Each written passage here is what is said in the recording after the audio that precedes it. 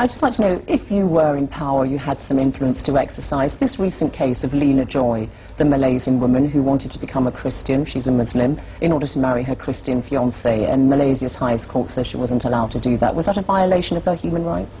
Well, the Malaysian highest court should not have said that it shouldn't be allowed. The issue of freedom of conscience, freedom of religion is something which is sacrosanct, defended both in, in Islam, in Islamic theology, as my understanding of Islam, and also the Constitution. What is asked upon Lena Joy is to get her to go through the procedures. So she should have been allowed to become a Christian? I mean, it is her right. Assalamu alaikum wa rahmatullahi wa barakatuh. Bismillah ar-Rahman ar-Rahim. Alhamdulillahi alladhi arsala rasulahu bil-huda wa din al-haq liyudhhirahu ala ad-din kullih wa kafa billahi shahida. أشهد أن محمدا عبده ورسوله أما بعد رب اشرح لي صدري ويسر لي أمري واحلل عقدة من lisani yafqahu qawli. Salam hormat kepada seluruh para penonton yang dirahmati Allah, sama ada di Malaysia atau di mana-mana sahaja bahagian dunia ini yang mendengar secara langsung dan melihat secara langsung siaran IMR Network ini. Dan saya Datuk Dr. Muhammad Fairuz bin Khairuddin sekali lagi merakamkan juga terima kasih kepada IMR Network dan IMR TV kerana mengundang saya bagi memberikan sedikit sebanyak sumbang saran dan pandangan serta perkongsian terutama yang berkaitan langsung tentang mauduk besar yang cukup penting, akidah dan siasah. Alhamdulillah, kita telah membicarakan dalam siri yang lalu berkenaan tentang secara longgar definisi dan kaitan akidah Islamiyah dan siasatul Islamiyah. Kali ini saya akan bicarakan berkaitan akidah dan siasah secara lebih menjurus, terutama yang menyangkut tentang suasana yang berlaku dalam konteks negara bertuah Malaysia ini.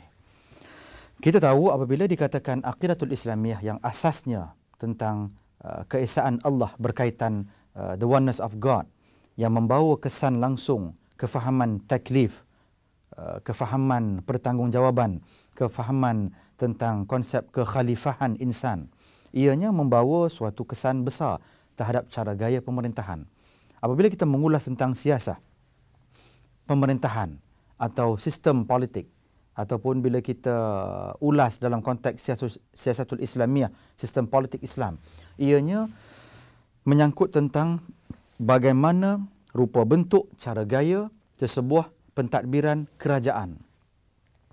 Menyangkut soal ini, apabila dikaitkan tentang siasah Islamiyah dengan aqidatul Islamiyah, tentunya kita sedia faham siasah Islamiyah adalah sebuah cara bentuk pemerintahan yang mengikuti contoh atau percontohan besar yang telah pun ditampilkan ke masyarakat dunia oleh junjungan besar Muhammad sallallahu alaihi wasallam.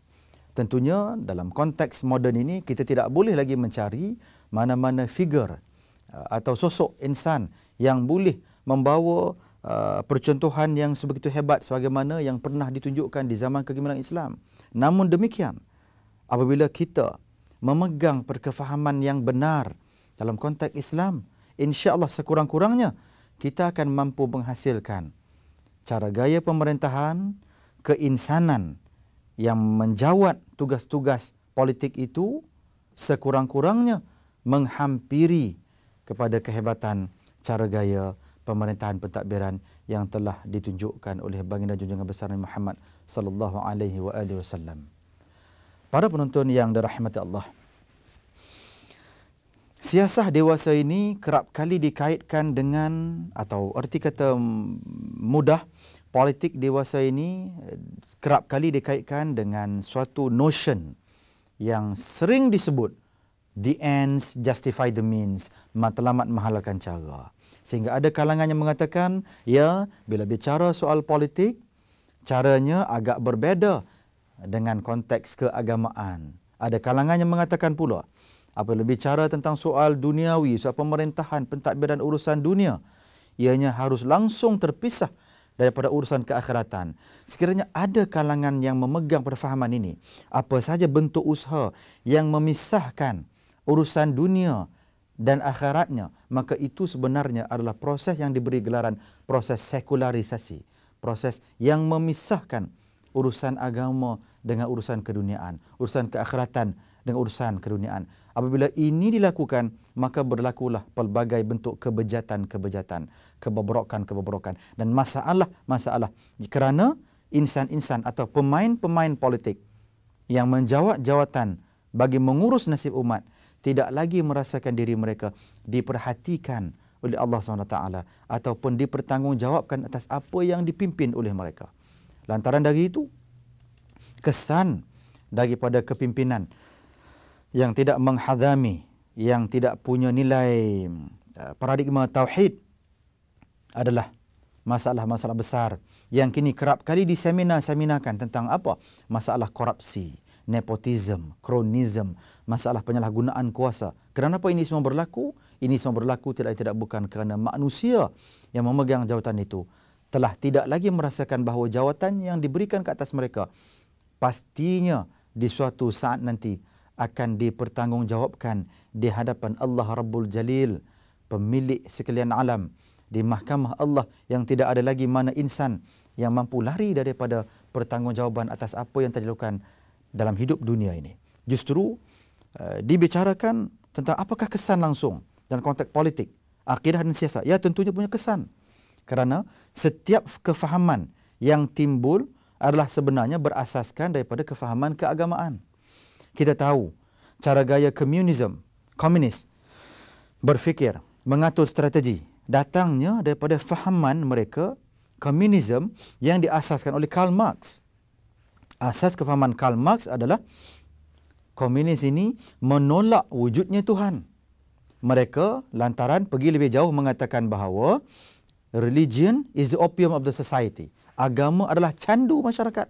Dan bagi kalangan yang memegang fahaman komunis, mereka mendakwa sekiranya ingin maju di kehidupan dunia ini, harus dipisahkan urusan agama dan urusan pemerintahan. Maka kita lihat di kebanyakan negara barat, terutama di blok-blok Soviet, berlaku dengan jelas betapa pemerintahan itu tidak langsung punya the divine element, tidak langsung punya elemen-elemen morality yang jelas. Hanya semata-mata mengangkat menjulang the supremacy of human, keagungan manusiawi yang membawa kepada konsep-konsep besar selepas itu. Dalam buku-buku besar yang membicarakan tentang postmodernism, ianya jelas sekarang ini setengah kalangan barat mengisytiharkan, dulunya mereka mengisytiharkan God is death, kononnya Tuhan telah mati, kerana mereka menolak tentang adanya agama. Sekarang ini mereka pergi lebih jauh, mereka bukan hanya mengisytiharkan Tuhan telah mati, manusia itu lebih supreme, mereka pergi lebih jauh, mereka juga telah mengisytiharkan bahawa the end of the human race. Maka berlakulah masalah-masalah yang lebih rumit dan runcing. Fahaman-fahaman yang pelbagai, fahaman-fahaman yang mendakwa bahawa tidak harus ada the absolute truth, tidak harus ada suatu kebenaran yang hakiki. Seolah-olah yang nak disampaikan, apa yang benar bagi saya mungkin tidak benar bagi tuan-tuan. Lantaran dengan itu, tuan-tuan tidak punya hak untuk menegur sekiranya berlaku kesalahan di kalangan insan yang lain, kerana di situ tidak ada yang lagi the absolute truth. Dan apabila tidak adanya the absolute truth ini, tidak adanya kesahihan yang hakiki ini, kebenaran yang hakiki ini dilaksanakan dalam konteks pemerintahan, kita melihat di seluruh dunia berhadapan dengan pelbagai polemik, masalah kezaliman pemerintah terhadap rakyat, masalah kezaliman penguasa terhadap rakyatnya, kerana penguasa itu tidak lagi merasakan diri mereka diperhatikan oleh suatu kuasa yang jauh lebih besar yang mengawal selia segala tindak laku. Maka apabila kita kembali kepada tradisi Islam, ianya merupakan suatu tenunan yang amat indah dirangkum dalam konsep ketuhanan Allah SWT, dalam konsep the oneness of God, bahawa apapun urusan dunia itu mesti menepati syariah Islamiah dan semangatnya. Dan semangat di sebalik syariat ini ialah kita harus menyusun urusan dunia itu selaras dengan kehendak Allah SWT. Apabila dibicarakan tentang politik, bukannya ketuanan manusia yang dibicarakan. Ada setengah kalangan masyarakat sekarang ini mengatakan, ada setengah kalangan politik sekarang ini mengatakan kononnya ketuanan rakyat. Saya ingin mengatakan, ketuanan rakyat ini tidak begitu tepat dalam konteks kefahaman Islam. Yang nak dipertuankan bukannya rakyat. Yang nak dipertuankan adalah Allah SWT. Bukan segala kehendak rakyat yang perlu diikuti. Yang perlu diikuti sebenarnya adalah segala kehendak Allah SWT. Dan dalam konteks ini kita harus faham bahawa yang ramai itu belum tentu benar. Sebab itu dalam konteks pemerintahan Islam perlunya ada majlis syura. Dari segi istilahnya dalam konteks politik moden, konsep majlis syura ini boleh dipelbagaikan pelaksanaannya dalam nama yang pelbagai. Tetapi intipati majlis syura ini adalah wujudnya ahlul halli wal aqd. Ahli-ahli yang pakar dalam bidang masing-masing menasihati umara kepimpinan. Sebab itu ada dua istilah besar yang kita harus faham. Umara dan ulama. Umara merupakan kepimpinan, para pemimpin. Ulama adalah kalangan ahli bijak pandai pakar dalam urusan agama yang menasihati pemimpinnya supaya setiap tindak laku pemimpin itu tidak lari dari asas dalam dasar syariah agar akhirnya yang ingin dituju dalam sesebuah pemerintahan Islam adalah baldatun tayyibatun wa rabbun ghafur. Negara yang dirahmati, diberkati, yang diberikan keridhaan Allah dan dilimpahi keamanan. Dan ini yang ingin dicita-citakan dalam konteks akidah Islamiah, kaitannya langsung dengan syariat siasah Islamiah.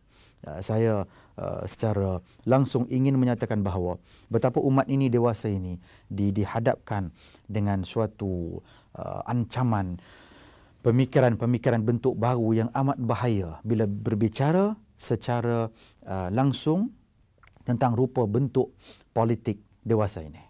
Kita melihat ada kalangan yang begitu ekstrim ingin perjuangkan kononnya cita-cita besar Islam sehingga akhirnya menggadaikan perkara-perkara usul dalam Islam. Di Malaysia khususnya ada kalangan yang telah bersekongkol dengan tekanan kalangan Kristian yang mahukan nama Allah digunakan dalam konteks mereka. Mana mungkin umat Islam boleh membiarkan? Kerana dalam konteks Islam, nama Allah itu punya keagungannya yang cukup besar. Yang umat Islam tidak boleh membenarkan keesaan Allah itu dirosakkan dengan konsep-konsep luar yang menggabungkan Tuhannya dengan pelbagai rupa bentuk dan wajah. Mana mungkin ianya diterima oleh umat Islam? Jelas nama Allah itu adalah suatu zat yang amat agung, yang dengan dirinya berdiri sendiri, yang dengan kewujudannya tidak memerlukan sebarang kewujudan yang lain, dengan wujudnya Allah itu wujudnya segala yang lain. Maka apakah boleh disamakan konsep Allah ini dan konsep ketuhanan dalam konteks kepercayaan lain? Tentunya ini tidak boleh disamakan. Tetapi malangnya telah wujud kalangan tertentu dalam konteks politik Malaysia dewasa ini yang menyetujui perkara itu hanya kerana kepentingan sempit mereka untuk segera mendapat kuasa mutlak pemerintahan negara. Kita juga dihadapkan dengan isu besar yang begitu memilukan kita apabila ada manusia yang memegang jawatan penting dalam politik Malaysia yang mengepalai pembangkang menyatakan mendokong secara langsung kemurtadan seorang rakyat Malaysia yang berusaha untuk menukar agama daripada Islam dan keluar daripada Islam. Ini suatu tantangan besar yang tidak boleh kita pandang sepi. Dan kenyataan manusia ini, saya kira boleh saja saya nyatakan namanya, Anwar Ibrahim, menyebut dengan jelas dalam interviewnya di luar negara, apabila ditanyakan pada beliau apakah pandangan beliau terhadap murtadnya seorang manusia yang bernama Lina Joy, Anwar ini mengatakan beliau menyokong kerana itu kononnya adalah hak kebebasan beragama Lina Joy ini. Mana datangnya kenyataan-kenyataan sebegini? Kalau benar manusia yang bernama Anwar Ibrahim ini memahami Islam, dia tidak akan tergamak menyatakan pendirian sedemikian rupa. Kerana dalam konteks Islam telah amat jelas. Apabila masuk seseorang kepada Islam, tidak boleh dianya sesuka hati senang lenang keluar kepada agama yang benarnya, dinan hanifah ini. Dan hukumnya juga telah cukup jelas. Tetapi mengapa masih ada kalangan pemuka politik Malaysia yang mendakwa dirinya pejuang Islam kononnya, tapi mengkhianati? Ini yang berlaku sekiranya perkaitan antara akidah Islamiah dan siasat Islamiah tidak difahami dengan betul. Saya menambah seperkara lagi. Begitu juga apabila berlaku gerakan-gerakan baru yang cuba dibawa oleh pemuka politik di Malaysia yang terkini, wujudnya kalangan kumpulan politik pembangkang di Malaysia membawa fahaman baru, agama baru, pluralisme dan liberalisme agama. Mereka membawa citra ini kerana mereka tahu bahawa dalam persaingan ataupun the political race yang tidak lama lagi Malaysia akan berdepan dengan suatu cabaran besar pilihan raya umum ke-13. Mereka, kalangan pembangkang ini mahu menguasai Putrajaya, mahu menguasai tampuk kepimpinan. Dan dalam misi itu mereka tahu sekiranya mereka mendendangkan lagu lama itu mempertahankan agama, mempertahankan bangsa, mempertahankan maruah raja-raja Melayu dalam konteks Malaysia. Dan lagu lama ini harus ditiadakan untuk mereka ini menyantuni kelompok baru yang ingin mereka santuni agar mendapat sokongan. Akhirnya agama dilacurkan, kemurnian Islam diinjak-injak dan dihina. Kita harus membawa kefahaman kemurnian Islam yang murni semula dalam konteks lapangan siasah agar tidak berlaku kebejatan yang nantinya akan mengundang mudarat yang jauh lebih besar pada umat ini. Sekian, insya-Allah bertemu kita di siri yang akan datang. Wabillahi taufiq wal hidayah. Wassalamualaikum warahmatullahi wabarakatuh.